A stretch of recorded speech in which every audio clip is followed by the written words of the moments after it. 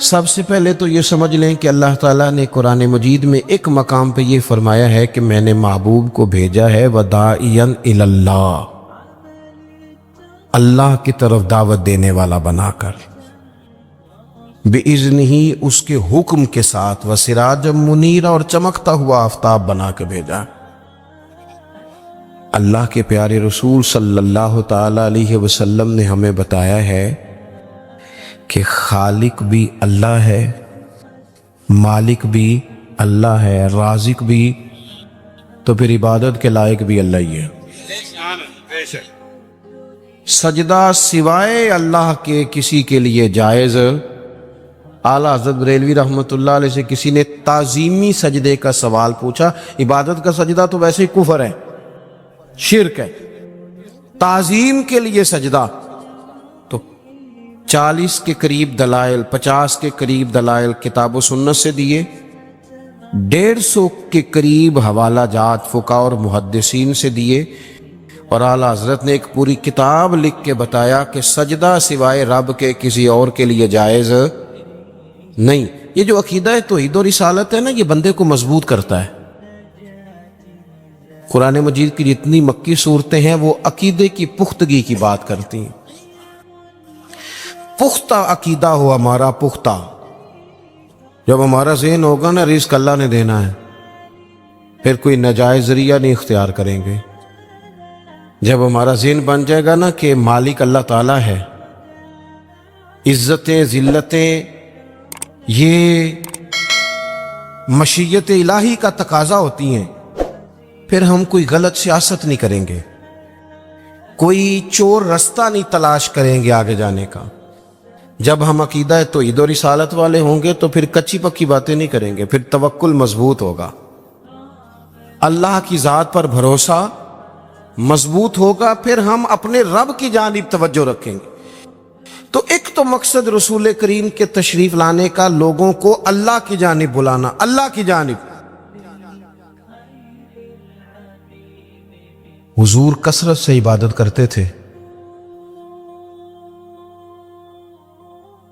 آج کل وہ جو نسبت کے بڑے دعوے دار ہیں وہ عبادت سے دور ہیں۔ آپ کیمروں کے سامنے بٹھا لیں، میرے جیسے آدمی کو بھی گھنٹوں بٹھا لیں، لیکن کچھ مصلی پہ بھی چلو گھنٹوں نہ صحیح تو کوئی آدھا گھنٹہ ہی بیٹھ جائے۔ نبی پاک علیہ الصلوۃ والسلام نا میرے عزیز، نماز فرض ہونے سے پہلے بھی کئی دن جا کے غار حرا میں عبادت کرتے تھے۔ یہ جو لوگ کہتے ہیں نا کہ سارا کچھ ہونے کے باوجود میں پریشان ہوں، تو ان کی روح عبادت مانگتی ہے، ان کا دل عبادت مانگتا ہے، ان کی پیشانیاں سجدوں کو تڑپتی ہیں۔ وہ جب تک اپنے آپ کو مصلی سے وابستہ نہیں کرتے سکون نہیں پا سکتے، کیونکہ کچھ ضروریات وجود کی ہیں، کھانا پینا سونا، کوئی ضروریات روح کی ہیں، اور جب تک ہم اپنے روحانی معاملات کو نہیں دیکھتے تب تک ہماری وہ سکون والی کیفیت نہیں ہوتی۔ تو ایک تو نبی کریم علیہ السلام نے ہمیں اسباق دیے ہیں کہ عبادت، ذکر، تلاوت، اس پر ہم خاص توجہ کریں۔ میں دیکھتا ہوں آج کل ہمارے ہاں اس بات کا چلن کم ہے۔ مثلا مجھے دعوت دینے والے دوستوں کی پیار سے محبت سے ایک بڑی تعداد ہے، آپ آ جائیں، بلکہ جس جگہ گئے ہوتے ہیں نا وہاں بھی کو 18-20 لوگ مل جاتے ہیں نئی دعوت دینے والے۔ میں اکثر کہتا ہوں یار جو پچھلے سال تقریر کر کے گیا تھا اس پہ عمل کر لیا سب نے۔ اللہ تعالیٰ کا فضل ہے یہ میرا روزگار نہیں کہ میں نے دوپہر کو بھی پیسے لینے ہیں تو شام کو بھی لینے ہیں، تو مجھے ذرا زیادہ جلسے مل جائیں گے تو دیہڑی اچھی ہو جائے گی۔ اللہ نے اس سے بے نیاز رکھا ہے۔ سوال یہ ہے کہ تقریروں کا، وعظوں کا، جلسوں کا مقصود بھی تو کچھ ہونا چاہیے نا۔ کیا مقصد ہے؟ روز 2 گھنٹے تقریر سنو اور عمل کب کرنا؟ دین کو عملاً، دین اسلام اس لیے نہیں آیا کہ اس پہ کھل کے مقالے لکھے جائیں، اس پر کھل کے تقریریں کی جائیں، ایک ایک کریں یہ کام بھی ضرورت کے لیے، حرج نہیں، لیکن یہ تو عملی نفاذ کے لیے آیا ہے نا، تو عملاً دین کی طرف رغبت کرے۔ میلاد شریف کے موقع پر ہمیں زیادہ جوش دکھانا چاہیے دین پہ عمل کرنے کا، اس لیے کہ حضور سید عالم علیہ الصلوۃ والسلام کی بعثت مبارکہ کے مقاصد بھی تو اجاگر ہو کے سامنے ہوتے ہیں کہ نہیں۔ دوسرا مقام قرآن مجید میں اللہ فرماتے ہیں وَمَا أَرْسَلْنَا مِن رَسُولٍ إِلَّا لِيُطَاعَ بِإِذْنِ اللَّهِ، دنیا میں ہم نے جتنے بھی رسول بھیجے وہ اس لیے بھیجے کہ ان کی اطاعت کی جائے۔ رسول دنیا میں اس لیے آتے ہیں کہ ان کے پیچھے چلا جائے، نقش قدم ان کا اپنایا جائے، ان کے رستوں کا بندہ مسافر بنے۔ رسول اطاعت کے لیے آتے ہیں، ان کی فرما برداری کی جائے۔ میں آپ سے عرض کروں گا کہ یہ محبتیں بڑی ضروری ہیں، یہ محبتیں ہوں گی تو عمل کا جذبہ پیدا ہوگا، لیکن ایک دوسرا پہلو بھی یاد رکھیے گا، رسول پاک آئے ہیں فرما برداری کے لیے۔ اگر فرما برداری نہیں کرتے، بات ہی نہیں مانتے، آپ جس سے بھی دعوی محبت کرتے ہیں وہ دلیل مانگتا ہے، تو حضور سے دعوی محبت ہے تو اس کی عملی صورتیں بھی تو ہونی چاہیے نا۔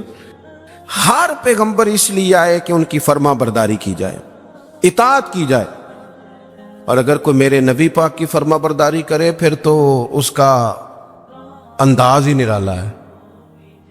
قُلْ إِن كُنتُمْ تُحِبُّونَ اللَّهَ فَاتَّبِعُونِي يُحْبِبْكُمُ اللَّهُ، فرمایا محبوب ان سے فرما دیں اگر رب سے محبت کرنا چاہتے ہیں تو آپ کی غلامی کریں، ملے گا کیا؟ اللہ خود ان سے محبت فرمائے گا، خود ان سے محبت۔ صحابہ کرام کے اندر نا حضور سے پیار کا جذبہ بھی والہانہ تھا، والہانہ۔ نبی کریم، وہ آج کل کچھ لوگوں کو یہ بھی غلط فہمی ہوتی ہے نا جی مروج دکھائیں، اس کا حکم ہے، حکم ہے، یہ بڑی نہیں، آپ یہ بتائیں۔ تو میں کہتا ہوں حضور نے حکم دیا تھا کسی صحابی کو کہ میں کلی کروں تو میرے منہ سے نکلا پانی چہرے پہ مل لینا؟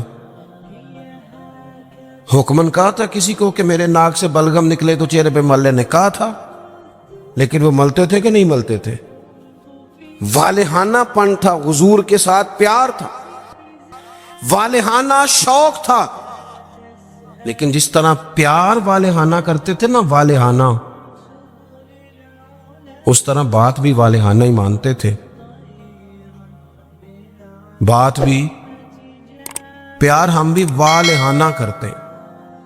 ہمارے ہاں کہتے ہیں نعرہ لگاؤ، پھر زور سے لگاؤ، پھر دونوں ہاتھ کھڑے کر کے لگاؤ، پھر جناب اس طرح کر کے لگاؤ۔ یہ ساری باتیں ٹھیک ہیں، یہ والہانہ پن ہے، اچھی بات ہے، لیکن یہ بھی تو بتائیں کہ حضور کی بات بھی والہانہ مانتے ہیں؟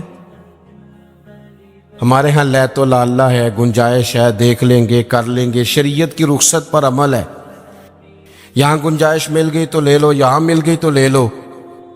صحابہ تو بات بھی والہانہ مانتے تھے۔ حضور جمعے کا خطبہ دے رہے ہیں، ایک شخص اٹھ کے کھڑے ہو گئے، اللہ کے محبوب نے فرمایا بیٹھ جاؤ۔ ایک صحابی اس کونے میں تھے ابھی مسجد کے قریب، ان کے کان میں آواز گئی بیٹھ جاؤ، وہ وہیں بیٹھ گئے۔ ایک اس کونے میں تھے۔ ہمیں واضح احکامات دین کے مل جائیں تو اس میں بھی گنجائش ڈھونڈتے، اس کونے میں تھے، کانوں میں آواز گئی بیٹھ جاؤ تو وہ وہیں بیٹھ گئے۔ اس کونے میں تھے ایک، ان کے کان میں آواز گئی وہیں بیٹھ گئے۔ اللہ کرے کہ آپ موبائل تھوڑے کم چلائیں اور میری بات زیادہ سنیں، دعا کیے آمین تو کہہ دینا، چلو دعا میں تو شامل ہو جائے نا۔ اللہ تعالیٰ دعائیں تو کرنی چاہیے نا، اللہ قبول فرماتا ہے اپنے بندوں کی دعا۔ دوست، واضح حکم ملنے کے باوجود بھی لوگ، واضح احکامات کے باوجود بھی اس میں لوگ گفتگو کرتے ہیں، کل پرسوں ترسوں کا نام لیتے ہیں۔ حضور نے مطلق کا نام نہیں لیا، جس کے کان میں آواز گئی وہیں بیٹھ گیا۔ یہ وہ نظارے ہیں جو زمین نے دیکھے ہیں، آسمان نے دیکھے ہیں۔ اتنی وارفتگی حکم ماننے میں، اتنی وارفتگی، بیٹھ گئے۔ تکمیل جمعہ پر محبوب نے فرمایا آپ کہاں تھے؟ یا رسول اللہ صلی اللہ تعالی علیہ وسلم، وہ آپ کا حکم آیا تو میں اسی کونے میں بیٹھ گیا تھا۔ آپ کہاں تھے؟ حضور حکم ملا تو اس کونے میں بیٹھ گیا۔ آپ کہاں تھے؟ حضور حکم ملا تو میں اس کونے میں بیٹھ گیا۔ تو کریم فرمانے لگے نہ آپ سے کہا تھا، نہ آپ سے کہا تھا، نہ آپ سے کہا تھا، میں نے تو ان سے کہا تھا۔ کر یا رسول اللہ اپنے نام تو نہیں نہ لیا، سانو تے قید سجن دا گہنا ہے، او جینج رکھے اونج رہنا ہے۔ یا رسول اللہ آپ نے نام نہیں نہ لیا، حکم مل گیا بیٹھ جاؤ تو لہذا بیٹھ جاؤ۔ بات ماننا ہمارے ہاں نا آج کل پیری مریدی بھی اسی کا نام ہے، نذرانہ بھی وقت پہ دو، دعوت بھی مرید کرتے ہیں جتنی مرضی آپ کو، روز کہو تو روز کھانا کھلاتے ہیں۔ آپ ان سے کہو کہ جناب میں آ رہا ہوں تو وہ تیار ہیں، پھول بھی لے کے کھڑے ہیں، لیکن اگر ان سے کہو بات مانو پھر وہ کہنے تسی دعا کرو، ہے نا جی، نماز پڑھا کرو کہتے دعا کرو۔ کمال ہو گئی ہے بھائی، آپ باقی سارے معاملات کے لیے آپ پورے تیار ہیں، اور یہ جو فرما برداری ہے، یہ جو بات ماننا ہے، وہ کس نے ماننی ہے؟ وہ جس پر آپ کے شیخ نے، مرشد نے گھنٹوں تقریریں کی، وہ باتیں کس نے ماننی؟ کسی اور نے؟ کیا مانا ہے اس بات کا؟ کوئی گورکھ دندہ ہے؟ کیا آپ نعرے لگائیں، دعوی محبت کریں، اور جو ان کا اصل کام ہے، دیکھو وفادار وہ ہوتا ہے جو مشن کا ساتھی ہو، جو مشن کا ساتھی نہ ہو وہ ٹھیک ہے۔ پھر میرے ایک سنگی ہیں، مجھے ایک دن بڑی محبت سے کہنے لگے کہ جناب کھانا نہیں کھاتے آپ ہمارے کھانا ضرور کھائیں، ایک دن ضرور آ جائیں۔ میں انہوں آکھے یار توں آنا میرے نال رل کے 4 دن کو دین دا کام کرا۔ کہنے لگا نہیں وہ ٹھیک ہے کھانا، میں کہ کھانا تو یار ہر ہوٹل تو لب جاندہ ہے، وہ تو چلو اللہ توفیق دیتا ہے، کوئی زیادہ اچھا کھا لیتا ہے، کوئی تھوڑا سادہ کھا لیتا ہے، روٹی تو جس کو اللہ تعالیٰ نے سے دیا اسے روٹی مشن حسن ہے، ڈیوٹیاں ذمہ داریاں اصل ہیں، اور کھانے یہاں کوئی من پسند کھانے دنیا میں آئے ہم، من پسند چیزیں تو جنت میں ملیں گی، اور وہ ملیں گی اور مزہ آئے گا۔ ہمارے بزرگ تو فرمایا کرتے تھے زمین کے اوپر کام، نیچے جا کے آرام۔ یہاں کوئی کام کریں، کوئی ڈیوٹی کریں، کسی ذمہ داری کا اظہار کریں، کوئی خدمت سر انجام دیں، وہ خاص سطحی چیزیں اس سے باہر نکلیں، نبی کریم کی بات مانے والہانہ انداز میں، والہانہ۔ حضور علیہ السلام نے جس مشن کے لیے پتھر کھائے، جس مشن کے لیے حضور طائف گئے، جس مشن کے لیے حضور نے ہر دشمن کو معاف کر دیا کہ لوگ مسلمان ہو جائیں، دیندار ہو جائیں، امت اس مشن کے لیے کیا کام کرتی ہے، کیا ڈیوٹی کرتی ہے؟ کبھی دل میں تکلیف ہوئی ہے کہ آپ تجربہ کر لیں، سارے لوگ عید کی نماز پڑھنے بھی نہیں آتے، اس لیے کہ کچھ ایسے ہوتے ہیں جن کی ساری رات دکان کھلی رہتی ہے اور سویرے سو رہے ہوتے ہیں۔ کچھ کہتے ہیں میں نے وعدے کیے ہوئے ہیں وہ میں نے پورے کرنے، عید کی نماز بھی سارے پڑھنے، لیکن رش اتنا ہوتا ہے کہ مسجدیں چھوٹی پڑ جاتی ہیں۔ اس کا مطلب یہ ہے اگر ساری مسلمان امت نمازی ہو جائے تو نئی مسجدیں بنانی پڑے، لیکن آپ باقی سارے کام کرا لیں شوق سے کر دیں گے۔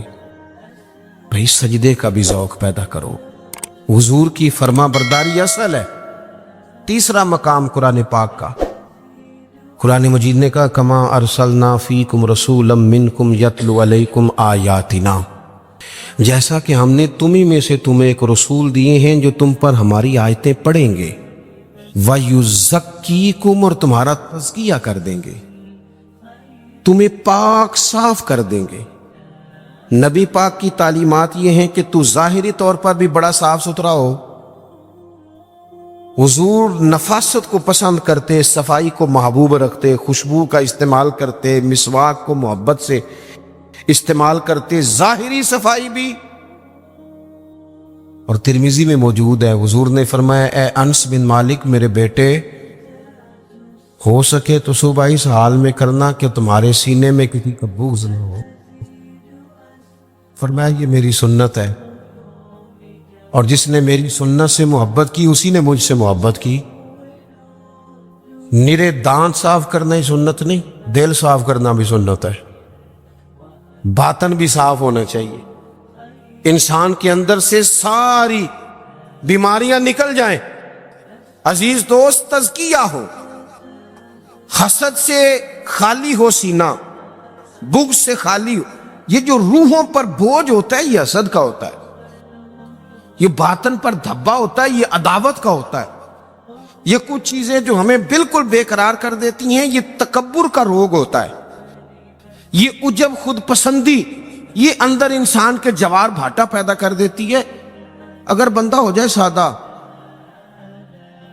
حضرت باجدید بستامی رحمۃ اللہ علیہ کھڑے تھے تو ایک شخص نے آپ سے پوچھا حضرت خواجہ پیر باجدید بستامی سے ملنا ہے۔ آپ فرمانے لگے یہ جو بندہ جس کا تم نے ابھی نام لیا ہے نا، اس کو ڈھونڈتے مجھے 30 سال ہو گئے، مجھے نہیں ملا۔ 30 سال یہاں بیچارے نقیب ان کی کلاس لگ جاتی ہے، اگر وہ لقب تھوڑے بیان کریں تو لسٹوں میں لکھ کے دیے جاتے ہیں، یہ نام نہیں لیا، یہ نام نہیں لیا، فلانے چودھری کا نام رہ گیا، فلانے کا رہ گیا، فلانے کا۔ وہ چھوڑ دیں بھائی، یہ تو حضور کی تعریف کی محفل ہے، اس میں باقیوں کی تعریفیں کدھر سے آ گئی، کدھر سے آ گئی؟ یہ تو نبی پاک علیہ الصلوۃ والسلام کے ذکر پاک کی مجلس ہے۔ دوستو، آپ غور کریں گے اور چیزوں کو سمجھیں گے۔ خواجہ باجدید بستامی سے اس نے کہا میں نے ملنا ہے، فرمانے لگے 30 سال سے ڈھونڈ رہا ہوں، ملا نہیں۔ وہ سائڈ پہ جا کے ایک بندے سے کہنے لگا میں نے حضرت خواجہ پیر شیخ باجدید بستامی سے ملنا ہے۔ کہنے لگے ابھی تو وہاں کھڑے تھے تمہارے پاس۔ کہنے لگا میں نے تو پوچھا ہے۔ کہنے لگے اصل میں یہ جو تم نے لائن لگائی ہے نا القابات کی، یہ وہ مانتے نہیں اپنے آپ پہ، نہ حضرت نہ خواجہ نہ پیر نہ صوفی، وہ تو نیرا باجدید کہتے ہیں، اور اس میں بھی کئی دفعہ روتے ہیں رب کی بارگاہ میں۔ تو یہ جو القابات تم نے لگائے ہیں نا، ہمارا تو جناب بڑا عجیب منظر ہے۔ تو تزکیہ کے لیے حضور آئے، پھر فرمایا وَيُعَلِّمُكُمُ الْكِتَابَ وَالْحِکْمَةَ، حضور تمہیں کتاب سکھائیں گے، حکمت سکھائیں گے۔ حضور قرآن سکھانے آئے، نبی کریم کیا سکھانے آئے؟ آپ بنے انجینئر شوق سے، آپ لیکچرار بنے شوق سے بنے، لیکن ساتھ قرآن پاک کے قاری بھی تو بنے نا، قرآن پاک کو سمجھنے والے بھی تو بنے نا۔ اس بندے کو اتنی کہانیاں آتی ہیں، جسے اپنے شجرے آتے ہیں، جسے اپنی برادری کی شان آتی ہے، اسے قرآن کی آیتیں کیوں نہیں آتی؟ جسے ساری پنچایت میں ساری بات سنانی آتی ہے، اسے قرآن مجید بھی آ سکتا ہے۔ شرط یہ ہے کہ وہ آگے بڑھے، قرآن پاک کو سیکھے۔ ہم نہ کچھ کام ہم نے بچوں کے ذمہ، میرے پاس ایک صاحب بچہ لے کے آگے کہنے لگے دعا کریں یہ پڑھ جائے، تو میں نے کہا آپ بھی کچھ 100 سال کے نہیں ہو گئے، میں دعا کرتا ہوں آپ دونوں ہی پڑھ جائیں، آپ بھی تو پڑھ ہی سکتے ہیں نا، آپ بھی تو توجہ کریں نا۔ ہم نا جناب وہ بعض لوگوں کا عجیب زاویہ نگاہ بن جاتا ہے، او بھائی آپ بھی پڑھ سکتے ہیں، آپ کیوں نہیں پڑھ رہے؟ او جی میری اب زبان موٹی ہو گئی ہے، تو میں نے کہا یہ کل آیا ہے واٹس ایپ سب نے سیکھ لیا ہے، یہ کل ہے، ای میل کرنا بھی آ گیا لوگوں کو، اور کمنٹس دیکھنا بھی آ گیا، اور بڑے بڑے لوگ جن کو نہیں بھی توجہ جن کی ہونی چاہیے تھی ان کی بھی توجہ، یعنی میں تھوڑا مصروف زیادہ رہتا ہوں، اور اب تو کچھ طبیعت بھی ٹھیک نہیں رہتی، دعا فرمائے اللہ تعالیٰ کچھ کام لے لے۔ وہ کوئی دوست پوچھتا ہے کہ آج کل کیا کر رہے ہیں، تو میں کہنا کچھ بھی نہیں، بس ہڈیاں آنیاں جانیاں دیکھو، ادھر آ رہے ہیں اور ادھر جا رہے ہیں، میں یہی کام کر رہے ہیں، اس کے باوجود لوگ ناراض ہیں۔ یعنی مسئلے دو ہی تھے، عمر بھر حل نہ ہوئے، ایک نیند پوری نہ ہوئی اور دوسرا خواب مکمل نہ ہوئے۔ سوچتے ہی رہتے ہیں کبھی 6 گھنٹے کٹھے ملے تو سوئیں گے، لیکن کوئی کام خاص جس طرح کرنا چاہیے مرتب کر کے وہ ہم سے ہوتا نہیں۔ اللہ توفیق دے تو ہو جائے، لیکن میں ایک چیز محسوس کرتا ہوں شدت کے ساتھ، بڑی شدت کے ساتھ، کہ کچھ ایسی چیزوں کو لوگوں نے اوڑھ لیا ہے۔ مجھے زیادہ وقت نہیں ملتا، کئی دوست پوچھ لیتے ہیں، بلکہ شاید ہر ہفتے کوئی پوچھ لیتا ہے آپ سٹیٹس کہاں پہ لگاتے ہیں؟ میں کہ یار مینوں لانا نہیں آتا، لیکن وہ بس ایک ذہن بن گیا نا. اور ایسے لوگ جن کے بارے میں وہ امید تھی کہ یہ سٹیٹس والے نہیں، یہ تسبیح والے ہیں، یہ اللہ اللہ کریں گے، ان کے ہاتھوں میں بھی موبائل نظر آتا ہے. اور جو بھی چیز ہاتھ میں ہو وہ چلنے لگتی ہے. موبائل ہاتھ میں ہوگا تو چلے گا، اور اگر تسبیح ہوگی تو وہ بھی انشاءاللہ چلے گی. چلیں، اس کی بھی ضرورت ہے، کہیں تو چلائیں، لیکن باقی تسبیح بھی تو لینا ہاتھ میں، کچھ وقت اسے بھی تو دینا. تو میرے عزیز قرآن مجید کو سیکھیں. اور پھر فرمایا والحکمہ، حضور تمہیں دانائی سکھانے آئے.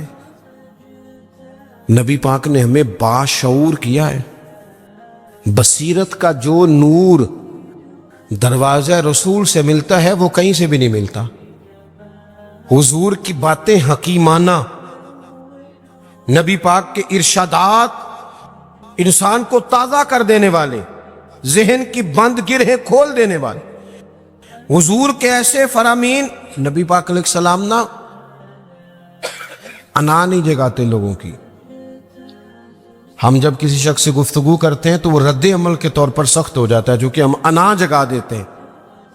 حضور انا نہیں جگاتے تھے، نبی پاک ضمیر جگاتے.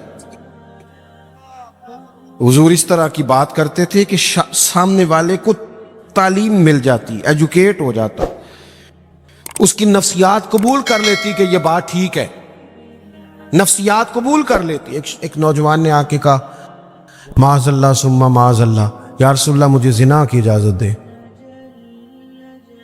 صحابہ کہتے ہیں ہمیں بڑی تکلیف ہوئی اس کی بات کی، لیکن حضور نہ تعلیم دیتے ہیں. نبی کریم نے بٹھا لیا اور بٹھا کے فرمایا ایک بات بتا.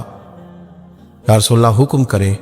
فرمایا تو پسند کرتا ہے کہ تیری بیٹی سے زنا کرے؟ اس کی آنکھیں کھل گئیں، یہ کیسے ہو سکتا ہے؟ فرمایا تیری بہن سے، ماں سے، خالہ سے، پھپھو سے، جو رشتے قریبی ہیں حضور نے گنوائے تو اس کی آنکھیں لال ہو گئیں غصے سے. یا رسول اللہ میں نام بھی نہیں لینے دیتا. اب حضور نے اس کے ذہن پر دستک دی. معاشرے میں جب آپ کسی چیز کو خریدنے نکلتے ہیں تو آپ پھر دکان بھی تو ڈھونڈتے ہیں نا کہاں سے لینی ہے. تو جس چیز کو آپ خریدنے جائیں گے یقیناً اس کی مارکیٹ بھی تو ہونی چاہیے نا، کہیں سے ملے گی وہ. تو نبی پاک صلی اللہ تعالی علیہ وسلم اس ذہنی سطح پر لائے اپنی حکمت کے ساتھ. حضور فرمانے لگے تو نہیں اجازت دیتا اور ہونا بھی نہیں چاہیے ایسا، لیکن جس سے تو بدکاری کی اجازت مانگ رہا ہے وہ بھی تو کسی کی بیٹی ہوگی نا، وہ بھی تو کسی کی بہن ہوگی. کیوں نہیں سوچتے اس بات کو ہم کہ معاشرے میں جب آگ لگتی ہے پھر کسی کا گھر بھی محفوظ نہیں رہتا. تو جب بے حیائی کا چلن عام ہوتا ہے. ایک میرے دوست ہیں، ان کا بیٹا پسند کی شادی کرنا چاہتا تھا تو وہ لے آئے، کہنے لگے اسے سمجھائیں میرے لیے مشکل ہو جائے گی. تو میں نے ان سے بات ابھی شروع بھی نہیں کی تو مناظرے پہ اتر آیا بچہ. کہنے لگا مولانا صاحب بتائیں جائز نہیں؟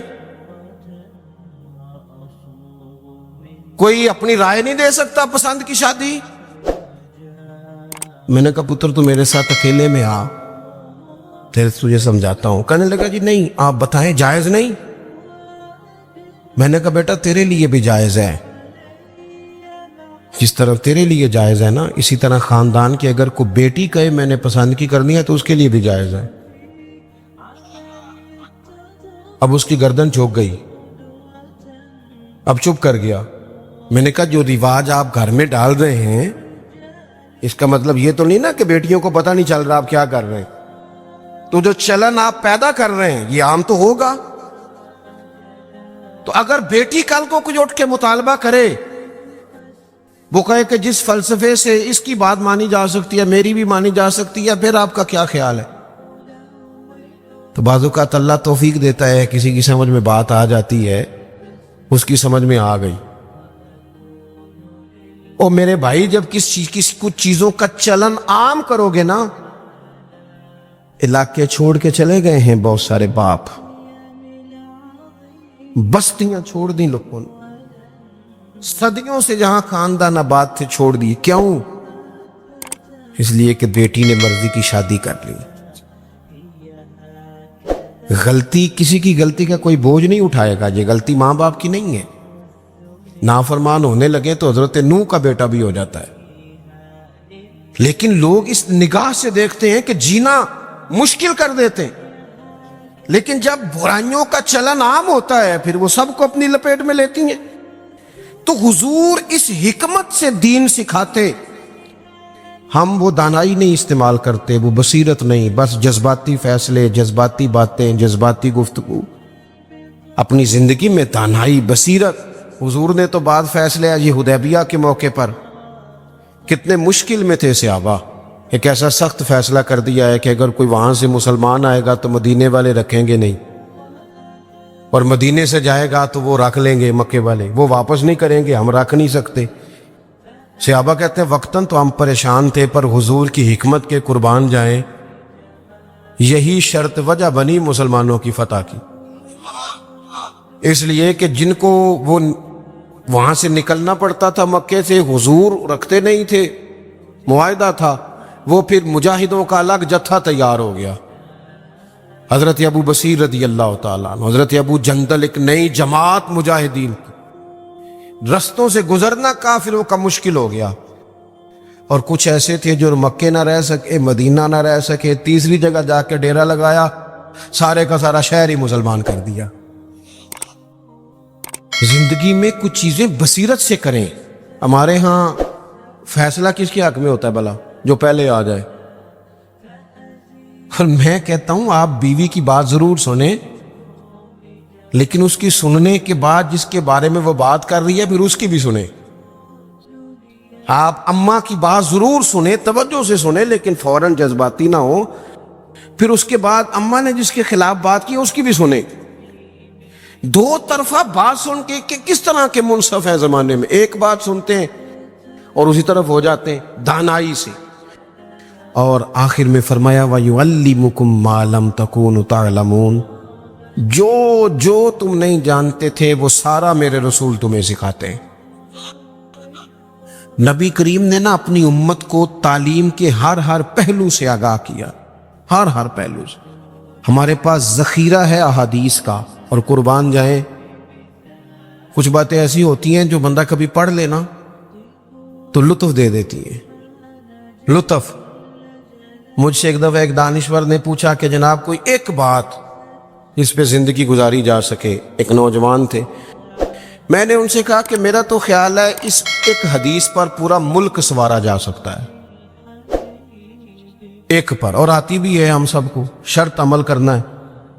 حضور نے فرمایا مومن وہ ہے جو اپنے لیے پسند کرے وہی بھائی کے لیے پسند کرے۔ لو اس حدیث پہ عمل کر لو۔ جو بندہ ملاوٹ والی چیز بیچتا ہے اگر اس حدیث پر عمل کرے کہ جو اپنے لیے پسند کرنا ہے وہی اپنے، کبھی ملاوٹ کرے گا، کبھی دھوکہ دے گا، کبھی میرٹ سے ادھر ادھر ہوگا، چونکہ تو طے کر لیا ہے کہ جو اپنے لیے پسند کرنا ہے وہی اپنے بھائی کے لیے پسند کرنا۔ طے کریں زندگی میں۔ ہم یہ کرتے ہیں کہ اور ایک بار یاد رکھنا، یہ نہیں ہو سکتا کہ دوسروں کے بچوں کو تو ملاوٹ والی چیزیں کھلائے اور تیرے گھر میں صحت کا دور دورہ ہو، یہ کیسے ہو سکتا ہے؟ کسی کا گھر اجاڑ کے بھی کبھی اپنا بسایا جا سکتا ہے۔ جب تک ہم سب کے لیے سوچ وہ نہیں کرتے جو اپنے بچوں کے لیے، جب تک سب کے لیے وہ سوچ نہیں ہوتی جو اپنے گھر کے لیے، تب تک زمانے میں روشنی پیدا نہیں ہوتی۔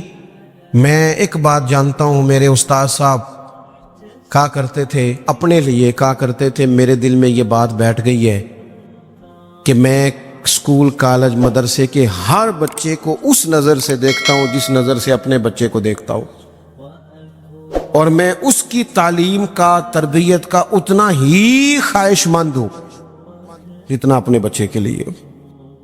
آپ زندگی میں یہ اصول پیدا کریں، ویسے بھی لطف آئے گا، ویسے بھی ذائقہ آئے گا۔ اور نبی کریم صلی اللہ تعالی علیہ وسلم کی جو تشریف آوری کے مقاصد حسنہ ہیں ان پر غور کریں۔ دو باتیں اور عرض کر دیتا ہوں پھر بات کو سمیٹتے ہیں۔ ایک تو حضور نے فرمایا میں معلم بن کے آیا ہوں، حضور سکھانے آئے، سیکھیں۔ حضور سے دین سیکھیں. یہ جتنی تبلیغ امت میں آج ہو رہی ہے نا کتاب و سنت کی، یہ ساری حضور ہی کی تبلیغ ہے.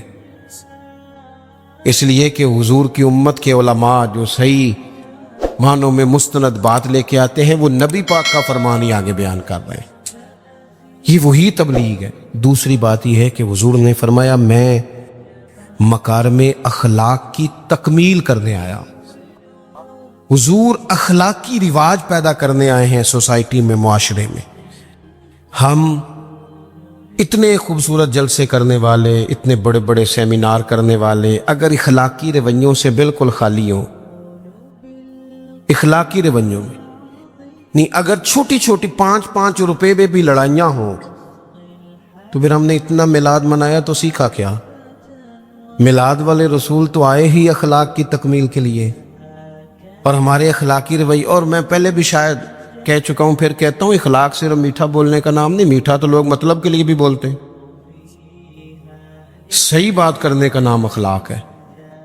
اچھی رائے قائم کرنا، صائب الرائے، حکمت کے ساتھ وہ بات پہنچانا، یہ اعلیٰ اخلاق ہے. اپنی مزاجوں میں قومیں اخلاق سے آگے جاتی ہیں، کردار سے آگے جاتی ہیں. ہمارا جو کردار ہوتا ہے وہ زمانے میں پھیلتا ہے.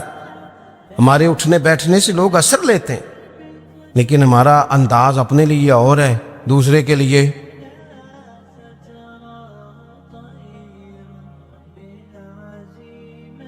اگر آپ کو یہ ویڈیو پسند آئے تو ہمارے چینل محفل ذکر کو لائک اور سبسکرائب ضرور کریں. شکریہ.